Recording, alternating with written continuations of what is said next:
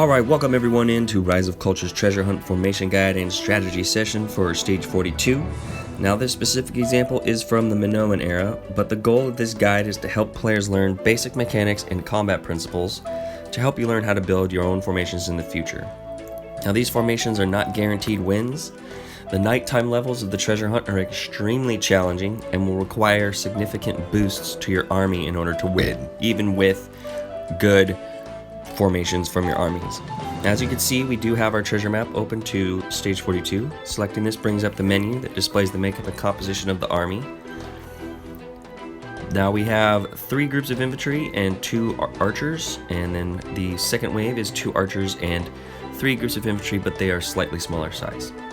They are buffed by 15% as the red banner shows. Now if we select battle, that will bring us to the battlefield and show us their enemy formation. Now we have a very limited space to work with, and the goal of 2-wave battles is to make sure that we have as much surviving infantry of our own to handle the advancing infantry of the opponent in the next wave. So what we're going to do is we're going to get a little bit clever. It can be tempting to put our infantry beside each other in this level in order to block the advancing infantry, but that will kill off our own infantry and we will have nothing left for wave 2. So we're going to stack them behind each other and block this second group from advancing forward. Now, what are we going to do with the left side of the battlefield? Well, we always want to put 2 archer groups in, and in order to fill in the gap, we're going to need to use cavalry.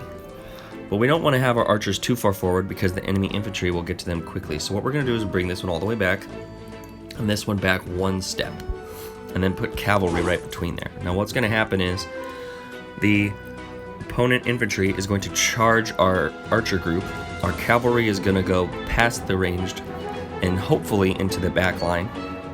And then the advancing infantry that comes up to our first group of archers is going to get hit by the ones in the back row. So we don't have to worry too much about the archers being stacked and not being able to both do damage. So we go ahead and start the battle. Our cavalry charges forward and blocks the infantry. Both of our ranged groups are firing. We're going to heal because we want to make sure our cavalry stays at full health.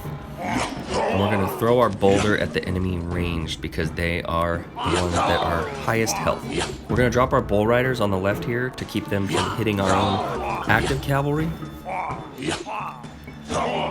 And now we have nearly a full group of infantry left over for the next round.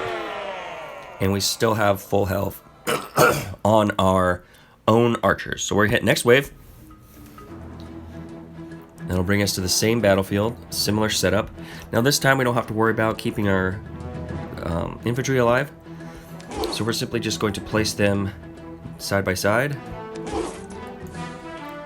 and put our archers behind them and go ahead and start the battle.